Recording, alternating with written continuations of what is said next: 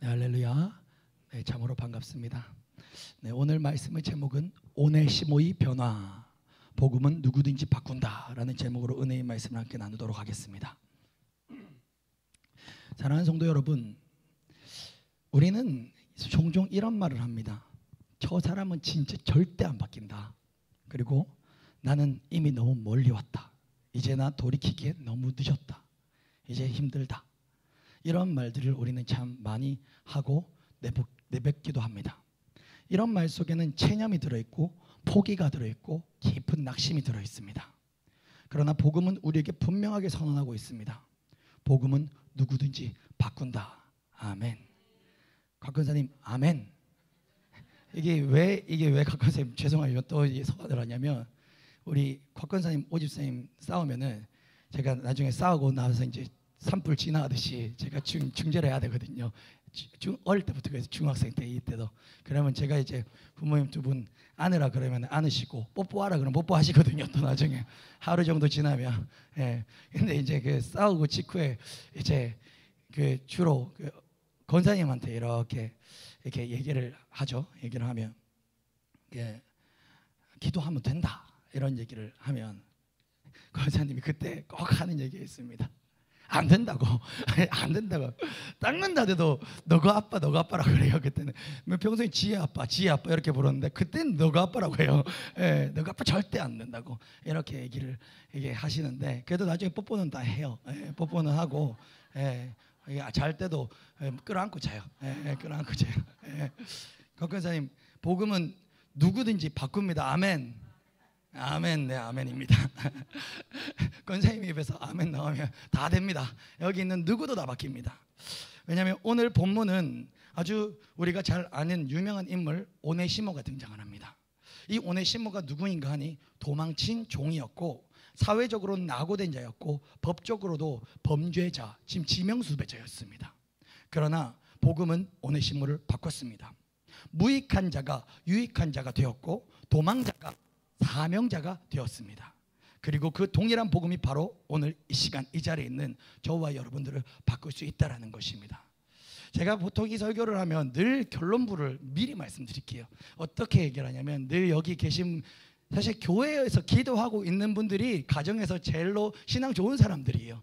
그러니까 제가 이 설교를 하면 보통 마지막 결론부에서는 여러분 복음은 누구든지 바꿀 수 있습니다 하면서 여러분 가정 예를 들어서 아니면 여러분이 기도 제목 삼고 있는 그분도 다 바꿀 수 지금 한 치 앞도 안 보이지만 바꿀 수 있습니다. 낙심하지 말고 기도하십시오. 이런 식으로 결론을 맺을 때가 많은데 오늘은 그렇지 않아요. 오늘 이 말씀을 묵상하는데 복음이란 참 신기하고 놀라워요. 복음 가운데 주님을 바라보면 바라볼수록 그 누가가 아니라 자꾸 그 십자가 앞에서 내 모습이 보이더라고요.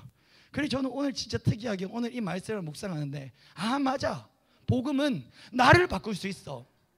예, 이 마음이 그냥 가득했어요. 맞아. 이렇게 내가 해보려 하고 되는 듯하지만 또 안 되고 무너졌던 나를 이 복음은 바꿀 수 있어. 오네시모도 바꿨는데 나도 바꿀 수 있지. 그럼 이 말씀으로 제게 놀랍게 그렇게 다가온 날이었습니다. 그리고 사랑하는 성도 여러분, 복음은 오네시모를 바꾼 복음은 저와 여러분들을 바꿀 수 있습니다. 내 남편을 바꿀 수 있습니다. 이렇게 적용하지 마시고 결론부에 집에 돌아가실 때 복음은 맞아. 상처 많은 나도 바꿀 수 있어. 예. 피해자라고 생각했던 나도 바꿀 수 있어. 그렇게 설교를 적용하고 집으로 돌아가시기를 예수 그리스도 이름으로 간절히 축원합니다. 아멘. 네. 오늘 이 시간 우리 말씀 속으로 한번 들어가 보도록 하겠습니다. 먼저 우리 오네시모에 대해서 잠깐 알아보도록 하겠습니다. 오네시모는 누구인가? 바로 빌레몬의 종이었습니다. 오네시모의 이름의 뜻이 아주 재미있는데 그 이름의 뜻은 유익한 또는 도움이 되는 이라는 뜻을 가지고 있습니다. 그런데 오네시모의 실상은 어떠하였습니까? 그는 유익하기는커녕 주인에게 큰 손해를 끼치고 도망쳐버린 무익한 자, 해로운 자였습니다. 성경은 오네시모에 대해서 참 많은 정보를 제공하고 있지는 않습니다. 그러나 저는 이 말씀을 읽을 때 오네시모의 성격을 조금 유추할 수는 있었습니다. 오네시모의 나이는 아마 조금 젊었던 것 같습니다. 왜냐하면 바울은 오네시모를 향해서 내가 감옥에서 낳은 아들이라고 표현하니 그 나이 차이가 바울의 아들뻘쯤 되는 나이겠구나 해서 오네시모는 아직 조금 젊고 혈기왕성한 나이로 볼 수 있습니다. 그러나 또 오네시모는 좀 미숙한 인물이었다고 생각이 됩니다. 왜냐하면 오네시모가 어떠한 이유로 도망을 쳤는지 모르겠지만 그 설은 너무 많아서 저도 몰라요. 하지만 그러니까 그냥 단지 돈 조금을 훔치고 자유를 갈망하고 도망쳤다라고 보시지는 않아요. 예를 들어서 이렇게 볼 수도 있겠죠. 이제 오네시모 자체가 이 빌레몬이 좀 믿었던 종인 거예요. 그래서 빌레몬이 오네시모에게 어떠한 이제 종이지만 종독 가족처럼 이렇게 업무를 믿고 맡겼는데, 그러니까 통장을 믿고 맡길 정도가 됐는데 오네시모가 고의든 아니면 실수이든 뭔가를 해보려 했는데 고의로 나쁜 마음이 들었든 아니면 내가 주인을 위해 좀 더 큰 돈을 벌어들여야 되겠다 하고 열심히 하다가 경제적 큰 손실을 입혔든 간에 이렇게 경제적 손실을 입힐 수 있을 정도의 직분을 가졌다는 것은 그래도 조금 믿을 만한 종이었다라고 볼 수 있기 때문에 오네시모는 이렇게 신뢰를 받았지만 하지만 어쨌든 완벽하게 그 일을 처리하고 책임지고 끝까지 주인에게 무릎 꿇었던 모습이 아니었기 때문에 젊고 충동적이며 좀 미숙할 수 있겠구나라고 우리는 상상력을 조금 보태볼 수 있습니다. 바울은 근데 그 오네시모를 갇힌 중에 낳은 아들이라고 10절에서 부르고 있습니다. 즉 오네시모는 바울을 통해서 훗날 결국 복음을 듣고 거듭난 젊은이였습니다. 근데 오늘 18절과 19절을 보면 오네시모는 빌레몬에게 불의를 행하고 재정적 손해를 끼친 인물로 보여집니다. 아마 주인에게 재물을 훔쳤거나 손실을 입혔고 그것을 감당할 수 없어서 도망을 쳤는데, 보통 이렇게 되면 어떻게 되냐면 지금 로마 사회입니다. 이 로마 사회에서는 도망친 노예는 그 도망친 노예라는 사실만으로도 사형을 당해도 싼 것입니다. 도망친 노예는 예를 들어서 고문당하고 죽을 수도 있고요, 아니면 사지작가 묶여 찢겨 죽어도 괜찮은 것이에요. 이게 도망 노예가 그렇게 이제 큰 죄인 겁니다. 정말 약과는 뭐냐면 도망친 노예의 이마에 도망 노예라고 이마에 그 아예 인두로 찢어서 낙인을 새기는 거, 그게 사실은 약한 형벌에 속할 정도로 도망친 노예는 큰 죄인이었습니다. 그런데 오네시모는 그냥 도망친 노예가 아니죠. 주인에게 재산상의 손해를 입힌 채로 도망친 노예였기 때문에 이 오네시모는 정말 인생의 마지막 끝까지 간 인물이었습니다. 이처럼 성경 전체에서도 오네시모처럼 철저히 추락한 인물이 없었습니다. 그는 죄인이었고 사회에서 버림받았으며 법적으로도 인격적으로도 아무런 권리도 없었던 도망자였던 것입니다. 그런데 오늘 본문에서 오네시모에게 엄청나게 놀라운 일이 벌어지는 것입니다. 오네시모가 바로 바울을 만나게 된 것입니다. 여러분, 근데 이 만남은 우연이 아닙니다. 학자들의 추측에 의하면, 이것도 제가 좀 그래도 신학적인 내용을 조금 오늘은 알려드릴게요. 왜냐하면 제가 이 빌레몬서는 딱 5분 주와 다음 주 2번에 걸쳐서 설교를 할 거예요. 왜 빌레몬서를 갑자기 하게 됐냐면, 우리가 옥중서신을 금요일마다 이렇게 이어왔었거든요. 사도행전이 끝나고 에베소서 강의를 했고 그다음에 빌립보서 강의를 했는데, 이 빌레몬서도 옥중서신 중에 하나라서 이제 빌레몬서 강의를 하게 됐고 2주에 걸쳐서 할 건데, 이번 주는 이 오네시모의 관점에서 제가 해석을 해볼 것이고 다음 주는 이 주인 빌레몬의 관점으로 말씀을 한번 접근해 보려고 합니다. 그렇게 해서 2주의 말씀을 나눌 건데요. 이 오네시모의 바울과의 만남은 우연이 아닌 것입니다. 학자들이 설은 여러 가지예요. 그래서 어떤 사람은 그냥 어떤 목사님 설교할 때 쉽게 이런 식으로 설교하는 분들도 있어요. 그냥 바울이 옥중에서 오네시모를 만나서 오네시모가 수발을 받았으니까 이게 그냥 성경을 읽을 때는 오네시모도 이렇게 어디 붙잡혀 가지고 이제 수감돼 가지고 바울을 수발 들었는가, 이런 식으로 쉽게 접근하는 경우도 있고, 때로는 설이 여러 가지라서 어떤 설은 오네시모가 도망을 쳤는데 도망을 치고 보니까 이게 너무너무 힘이 든 거예요, 쉽게 말하면. 그리고 오네시모가 그래서 스스로 바울을 찾아갔다라는 설도 좀 이게 영향력이 있어요. 왜냐하면 도망을 쳐보니까 이게 좀 그렇잖아요. 이게 그래도 이게 자기가 이제 죄된 부분도 좀 깨닫게 되고 이렇게 살아서 뭐하나 싶기도 하고. 그리고 왜 바울을 찾아갔냐, 이 당시 도망 노예를 처벌하지 않을 수 있는 그 방법 중에는 그 주인이 굉장히 존경하는 사람이라든가 이런 사람이 어떤 보증을 받아서 가게 되면 그 종이 처벌을 면할 수가 있었거든요. 그러니까 오네시모는 안 거예요. 왜냐하면 빌레몬 주인이 가장 존경하는 사람이 누군가? 사도 바울이구나. 그러니까 바울이 지금 로마 감옥에 있구나 해서 바울을 찾아가서 바울을 수발을 들었고, 이제 그게 바울을 찾아간 것 자체가 오네시모의 좀 회개의 시작이라고도 볼 수 있겠죠. 그렇게 해서 바울을 만났을 때 처음에 찾아갔을 때는 그저 이제 자신의 그 죄를 그래도 형벌을 면하기 위해서 찾아갔지만, 거기서 바울의 수발을 들으면서 복음을 들으면서 변화가 되고 다시 주인에게 돌아갔다, 이런 식으로 보는 견해도 있습니다. 그것도 나쁘진 않아요. 저도 사실 오늘 처음에 설교를 준비할 때 그렇게 해석을 할까 하다가 가장 전통적인 설은 그렇게 구체적으로 해석하지 않고 우연히 오네시모가 결국 우연히 옥에 있는 바울을 만나게 되었다라고 그냥 이렇게 해석을 하는 게 좀 전통적인 해석입니다. 근데 어떻게 해석을 해도 저 오늘 전달하는 이 설교의 내용은 바뀌지 않아요. 다 해당이 돼요. 왜냐하면 오늘 제가 진짜 집중하고 싶은 거는 오네시모가 아니거든요. 제가 그 전통적인 견해로 여러분들에게 한번 해석을 해드리겠습니다. 학자들의 추측에 따르면 빌레몬과 함께 골로새 교회를 섬기던 에바브라가 감옥에 있던 바울을 방문했을 때였습니다. 에바브라가 바울에게 찾아갔는데, 그 감옥이 로마에 있기 때문에 에바브라가 로마에 갔는데 이 로마에서 우연하게 오네시모를 만나버린 것입니다. 이 에바브라는 오네시모를 알거든요. 왜냐하면 골로새 교회를 함께 섬겼거든요. 골로새 교회가 무슨 교회냐? 바로 오네시모의 주인인 빌레몬의 집이 바로 골로새 교회였어요. 가정교회라고 보시면 돼요. 오늘 본문 빌레몬서의 빌레몬이 집주인입니다. 그 종은 오네시모였고 그 빌레몬의 집이 골로새 교회였습니다. 에바브라는 그 골로새 교회, 그러니까 이 에바브라는 다 알던 사람이죠. 에바브라가 우연히 오네시모를 만난 거예요, 로마에서. 그러니까 어이구 이거 오네시모 아니냐, 이 상황을 아니까 그래 우리 오네시모 그래 바울한테 한번 가보자, 괜찮다, 사람 실수할 수도 있지 뭐 해가지고 바울에게 데리고 간 것입니다.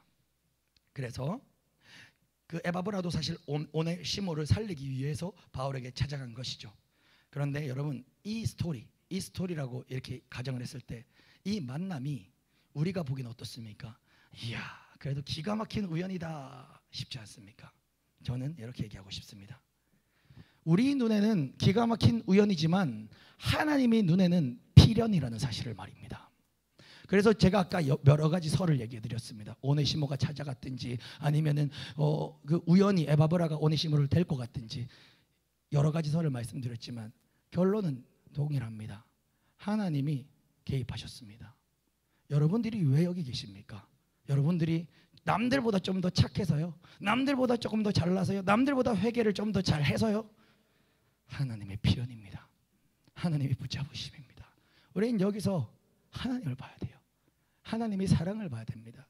그렇게 인생 최바닥까지 떨어진 오네시모도 버리지 아니하시고 어떠한 하나님의 섭리와 방법을 통해서 바울에게 보내셔서 복음으로 그 사람을 변화시키기로 작정하신 그 하나님의 섭리, 그것이 바로 하나님의 필연이라는 것입니다.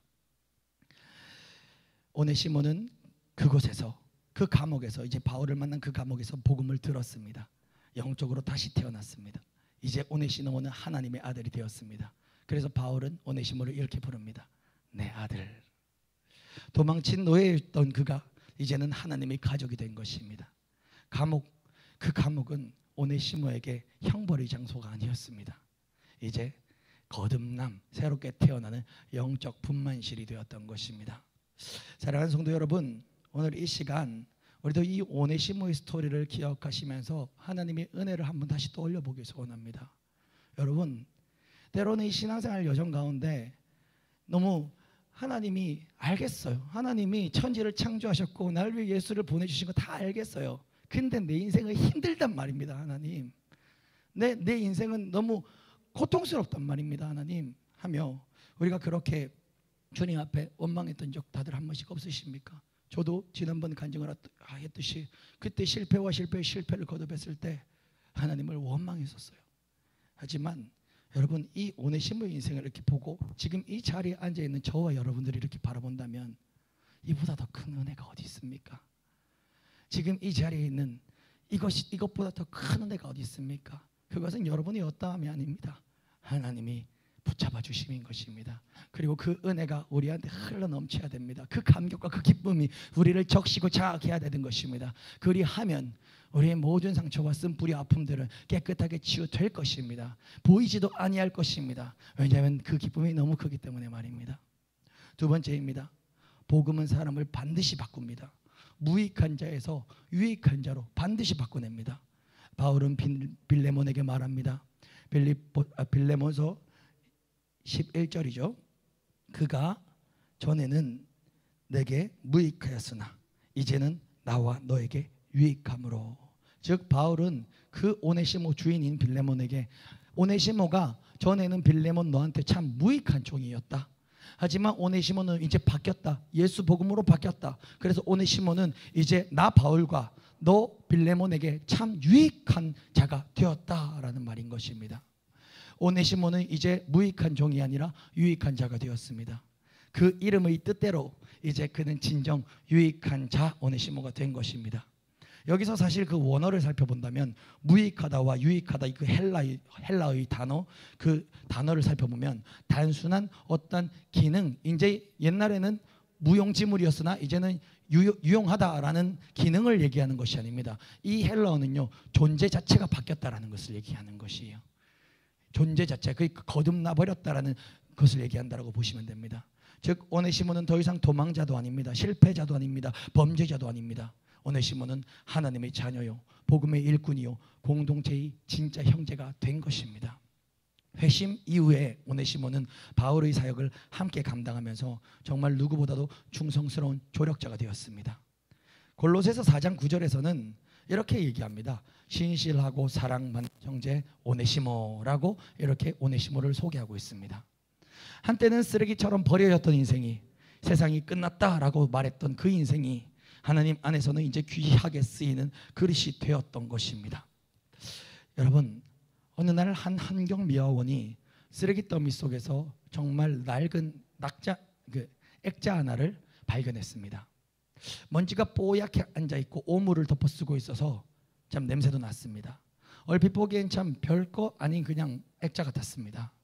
그러나 뭔가 이상하게도 마음이 끌려서 그 환경미화원은 그 액자를 집에 들고 가서 깨끗하게 닦고 이렇게 세척을 했습니다.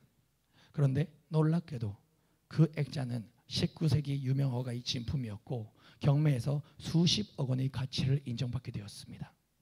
사람들은 그 그림을 버렸습니다.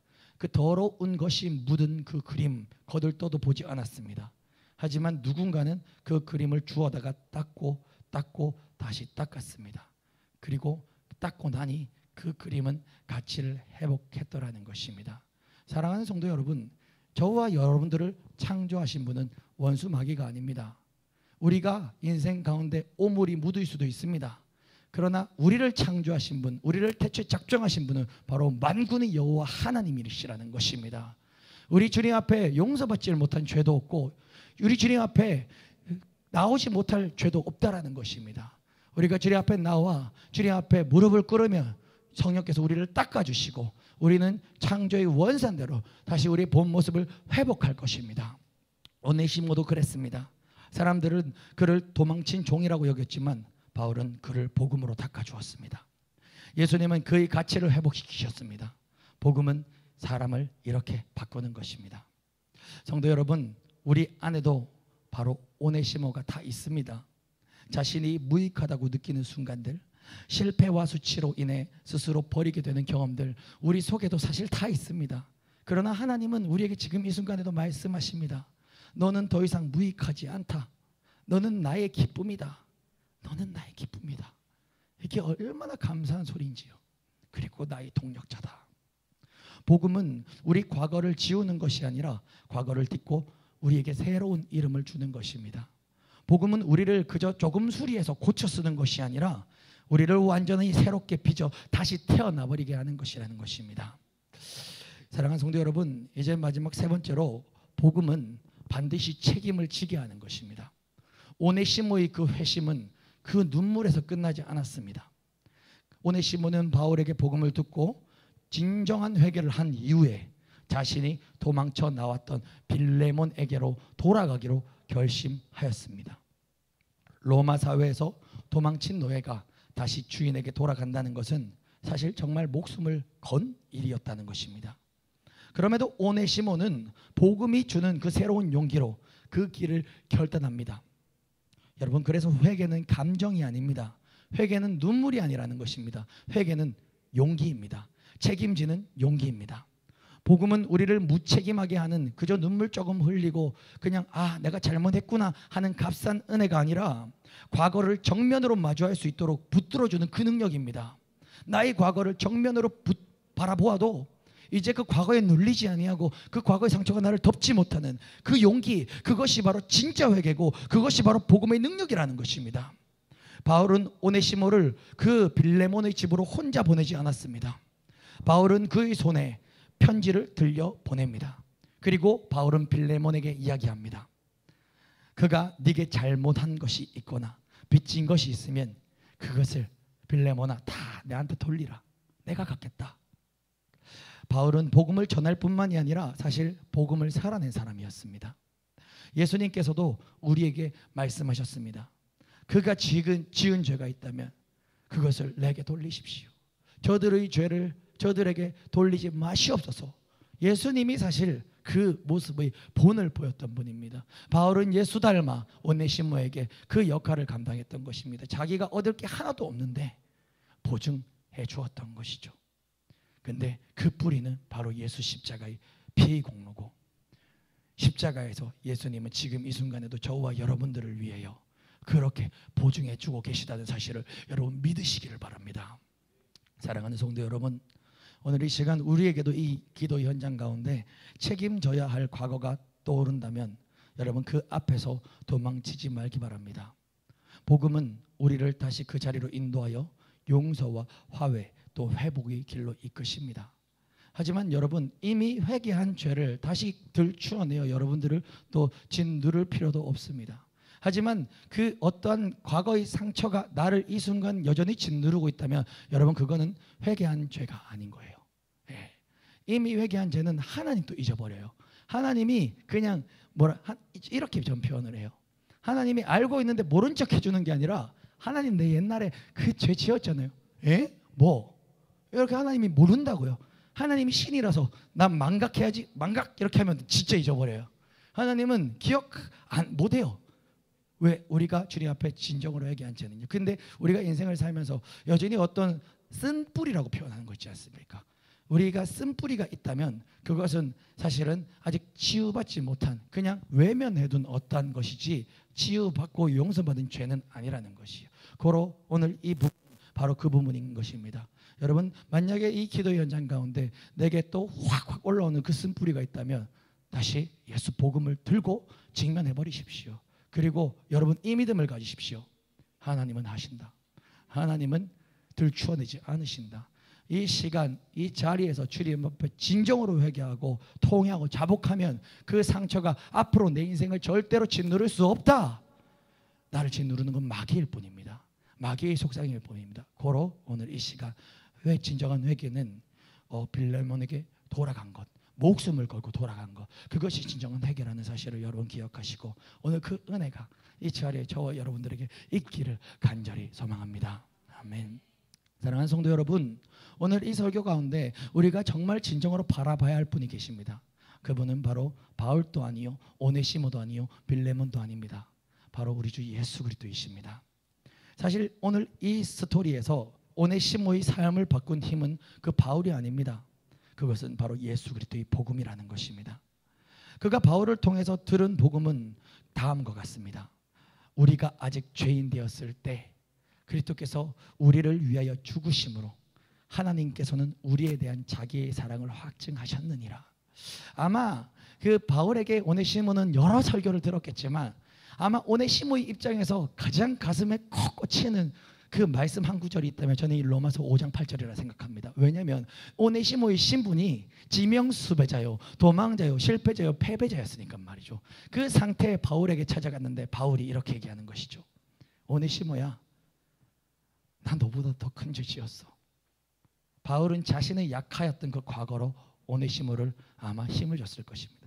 난 예수 믿는 사람을 잡아 때려 죽이던 사람이었어. 그런데 나도 하나님이 용서해 주시더라. 우리가 아직 죄인 되었을 그때, 우리가 깨끗할 때가 아닌 죄인 되었을 그때 예수님은 그래서 그 십자가의 사랑으로, 그 십자가에서 우리를 위하여 피 흘리심으로 죽어주셨어. 하나님은 그 예수님을, 우리가 죄인 되었을 때 하나님은 예수를 우리에게 보내셔서 하나님의 그 사랑을, 우리를 향한 그 사랑을 확증하셨어. 오네시모야. 아마 오네시모가, 제 상상입니다. 바울의 수많은 명설교가 있겠지만 이 설교, 이 로마서 5장 8절에 뒤집어지지 않았겠습니까? 오네시모의 죄는 무겁고 명백했습니다. 예수 그리스도의 십자가는 그의 죄를 덮기에는 하지만 충분했습니다. 예수의 십자가는 조금도 부족하지 않습니다. 어떠한 죄도 덮기에 충분하십니다. 바울이 빌레몬에게 말했습니다. 오네시모에게 들려준 그 편지에 이렇게 기록했지요. 그가 네게 잘못한 것이 있거나 빚진 것이 있으면 내게로 돌리라. 아까 말씀드렸습니다. 이것은 바로 예수께서 우리 죄를 대신하여서 하나님 앞에서 했던 말과 똑같은 말입니다. 바울은 오네시모를 대신하여 빌레몬 앞에 보증을 섰고, 예수님은 우리를 대신하여 하나님 앞에서 바로 속죄의 제물이 되셨던 것입니다. 바울은 복음을 살아낸 것입니다. 그리고 오네시모는 바울이 전했던 그 복음을 믿었고, 그 복음은 바로 예수 그리스도 그 자체이기 때문에 예수는 오늘 이 시간 오네시모의 삶을 바꿔낸 것입니다. 이것이 복음의 능력이고, 그 예수는 오늘 이 시간 저와 여러분들을 바꿔낼 것입니다. 이제 마지막으로 오네시모가 결국 마지막에 나중에 어떻게 됐는지 여러분 다 궁금하시지 않습니까? 이 성경에서는 안 나오는데 오네시모의 전승에 의하면 오네시모는 이런저런 사건들이 다 있고 난 후에 약 50년이 지나서 후에 이 역사적인 그 책을 살펴보면 에베소 교회의 감독이 되었습니다. 그리고 그 에베소 교회 감독으로 신실하게 사역을 했다라고 전해집니다. 여러분, 에베소 교회가 어떤 교회인지 아십니까? 소아시아 7교회, 유명한 교회들 많지요. 그 교회들 중에서도 가장 대빵 교회가 바로 에베소 교회입니다. 바울도 전도 여행 가운데 에베소 교회에 가장 많이 오래 있었습니다. 그런데 정말 그 빌레몬에게 도망쳤던 도망 노예 출신이었던 오네시모가 약 50년 후에, 언제 그렇게 됐는지 모르겠어요, 소아시아의 7교회 중에 가장 대빵 교회인 그 에베소 교회의 담임 목사가 됐다라는 것이 쉽게 말하면, 여러분, 죽음의 그림자를 짊어지고 평생 도만자의 신세로 처참한 삶을 살아 마땅해야 됐던 그 오네시모. 하지만 그 오네시모는 그 비참한 밑바닥에서 예수 그리스도를 만났고, 이제 오네시모는 새로운 피조물이 되어서 위대한 복음의 사역자의 삶을 살아갈 수 있었던 것입니다. 결국 오네시모는 스페인, 골로새, 파트라스 등 여러 도시에서 복음을 전했고 사도적 사명을 감당했던 인물이 이 오네시모입니다. 초대 교부 안티오키아는 초대 교부 안티오키아나의 이그나티우스는 에베소 교회에 이렇게 편지를 보내면서 오네시모를 이렇게 칭했습니다. 형언할 수 없는 사랑의 사람. 이렇게 이그나티우스는 오네시모에게 존경을 표했습니다. 형언할 수 없는 사랑의 사람. 여러분, 이 오네시모의 사랑이 어디서 나왔겠습니까? 저는 이 오네시모의 이 모습을 보면 복음의 빚진 자라는 이야기가 참 떠오르는 것입니다. 오네시모는 죽었습니다. 언제요? 빌레몬에게 도망쳤을 그때 이미 죽었습니다. 그 후에 사는 오네시모의 삶은 이제 오네시모의 것이 아니었습니다. 복음의 빚진 자로서 그 빚 갚으며 살았던 것입니다. 그래서 이제 그는 형언할 수 없는 사랑의 사람이 되었던 것입니다. 그러나 오네시모의 삶은 이렇게 하나님 보시기에 누구보다 높게 받으셨지만 우리 인간들이 보기에는 이렇게 부럽지 않은 인생으로 사실 역사에 보면 마감을 하게 됩니다. 오네시모는 로마 황제 트라이아누스 치하에서 복음을 전하다가 체포되었습니다. 그리고 푸테올리에서 18일간 고문과 투옥을 겪은 후에 결국 돌에 맞고 참수당하는 순교자의 길을 걸었습니다. 여러분, 오네시모는 끝까지 예수 부인하지 않았습니다. 자기 생명을 복음 위에 드렸습니다. 왜요? 오네시모는 빌레몬에게 도망쳤던 그날 밤 이미 죽었기 때문입니다. 남은 인생의 하루하루는 주님이 더하여 주셔서 살았던 인생이고, 예수 부인하지 않고 돌에 맞으면서까지 그렇게 순교의 길을 걸으며 아마 스데반 집사와처럼 얼굴이 환한 채로 주님께 이사가지 않았겠습니까? 여러분, 이것이 바로 복음의 열매라는 것입니다. 오네시모는 도망친 노예에서 그리스도의 종이 되었고, 결국 복음의 증인이자 교회의 지도자, 에베소 교회의 지도자가 되었고, 하나님 나라의 증거가 되었습니다. 마지막 숨이 멎는 그 순간까지도 하나님이 증거의 작품으로 이 땅에 그 이름을 남겼습니다. 말씀을 정리하겠습니다. 우리도 오네시모처럼 내 안에 죄책감, 두려움, 회피하고 싶은 각오, 쓴뿌리들이 다 있습니다. 그러나 복음은 오늘 이 시간 우리에게 동일하게 말씀하십니다. 내가 너를 대신하겠다. 너는 이제 더 이상 죄인이 아니다.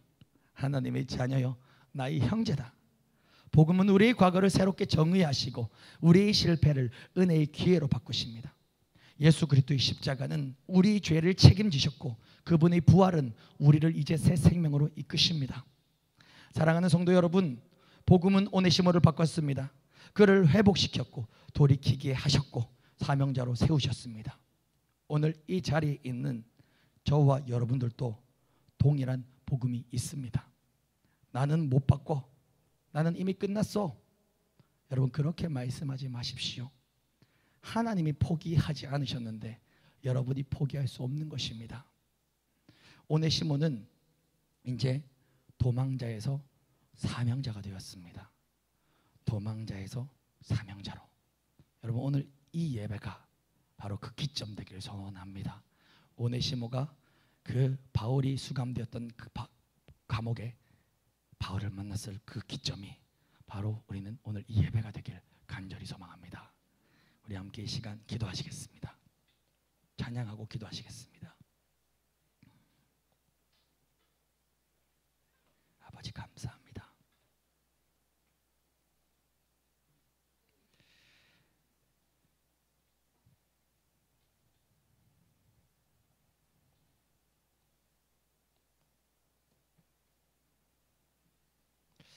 주여 아버지, 이 시간 이 자리 가운데 개입하여 주시옵소서. 주여 아버지, 여러분, 오늘 이 말씀은 서론에서 말씀드렸다시피 누구를 위한 게 아니에요. 바로 이 시간 나를 위함입니다. 그리고 이 설교는 저를 위함입니다. 왜냐하면 이렇게 사역자가 되어서 설교하고 주의 길을 걸어가면 날마다 좀 더 멋있어질 줄 알았는데, 복음을 더욱더 경험하면 체험할수록 사실 저는 뭘 느끼냐면, 그 복음의 빛과 은혜가 나를 더 내리쬐는 그 가운데, 참 나 약하네. 그러니까는 그 제 비유 있지 않습니까? 태양빛 아래 쬐이는 그 은혜의 현장. 복음의 빛이 더 쬐면 쬐수록 나 진짜, 저는 어깨가 이렇게 펴질 줄 알았습니다. 근데 안 보이던 죄들이 더 보이고, 주님 앞에서 얼마나 허랑방탕한 인생이었는지 이게 더 느껴지는 거예요. 그렇다고 그것이 뭐 우울이나 눌림으로 다가오는 것은 아니고 감사로 다가오는 것입니다. 여러분, 근데 그래서 복음을 경험하면 경험할수록 이 입술에서 나오는 이야기는 하나밖에 없는 것 같아요. 저는 좀 더 복음을 경험할수록 단순해지는 것 같습니다. 휘황찬란한 어떤 단어가 아니라 성령님 도와주세요. 성령님 도와주세요. 성령님 도와주세요. 안 돼요. 도와주세요. 또 안 돼요. 도와주세요. 오늘 이 밤이 그런 밤 되길 간절히 소원합니다. 우리 함께 찬양하시겠습니다.